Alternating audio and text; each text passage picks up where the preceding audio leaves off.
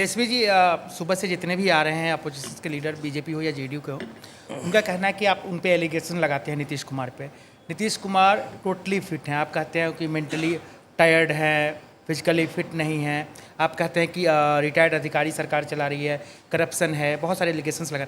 उन लोग का कहना है कि भाई वो तो इतनी गर्मी में भी घूम रहे हैं, आज भी डबल ये उद्घाटन कर रहे हैं, धूप में जा रहे हैं, वो तो घर से निकल नहीं रहे हैं। कड़ाके की सर्दी में भी गए थे, वो कह रहे हैं।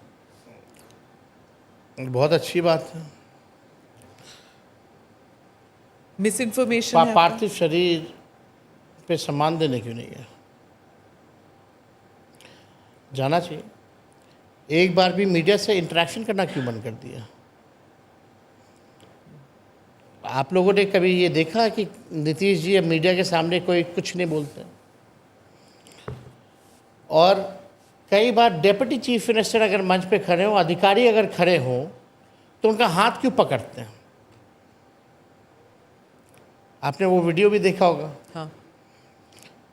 जब राष्ट्रगान चल रहा होता है तो अपने अधिकारियों से हाथ फैला फैला करके बातें करना, ये क्या दिखाता है? जब बापू महात्मा गांधी जी के जब सम्मान की बात आई थी, सलामी चल रहा था तो ताली मार रहे थे और सब लोग हाथ उनको बता रहा था नीचे करो नीचे करो।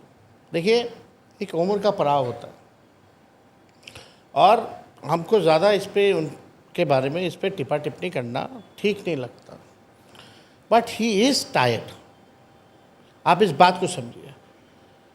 प्रधानमंत्री, ये मुख्यमंत्री जी, जब हम लोग बोलते हैं टायर्ड हैं, तो हफ्ता में 1-2 दिन एक रोड प्रोजेक्ट घुमवा देगा, फ़ोटो खिंचवा लेगा, IPRD वाला से डलवा देगा, फिर दूसरा दिन डबल डेकर अगले हफ्ते लेके चला जाएगा। बस पटना के मुख्यमंत्री आवास से 2-3 किलोमीटर दूरी बस। रेप पीड़िता के घर क्यों नहीं जाते मुख्यमंत्री? हम ये जानना चाहते हैं। कहीं घटना होती है वहाँ क्यों नहीं जाते हैं मुख्यमंत्री? प्रेस कॉन्फ्रेंस क्यों नहीं करते हैं मुख्यमंत्री? जब पाकिस्तान से युद्ध चल रहा था तब एक बार भी शब्द अगर मुख्यमंत्री जी ने अपने जुबान से बोला तो हमको बता दो। तो आप कहते हैं टायर्ड है, तो फिर सरकार कौन चला रहा है? रिटायर्ड करप्ट ऑफिसर्स, जो भ्रष्ट अधिकारी हैं। ये PMCH के जो थे सुपरिटेंडेंट, वो भी रिटायर्ड ही थे ना।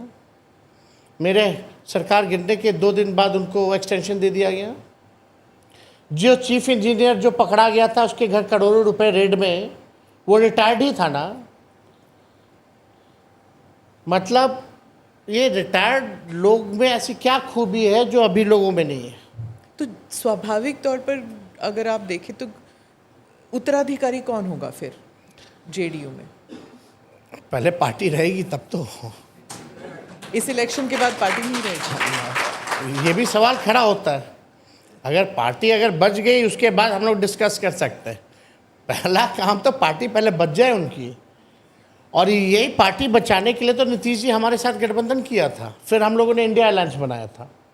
आप वो स्टेटमेंट देखी होंगी जब इस्तीफा देकर के आए थे, तो नीतीश जी ने साफ कहा था कि जैसे शिवसेना को वहाँ तोड़ रहे थे, झारखंड में JMM को तोड़ रहे थे, और यहाँ नीतीश जी की पार्टी को तोड़ रहे थे। उन्होंने खुद बोला कि हमारी पार्टी को तोड़ा जा रहा था, इसलिए हम लोग यहाँ आए। और फिर गए क्यों?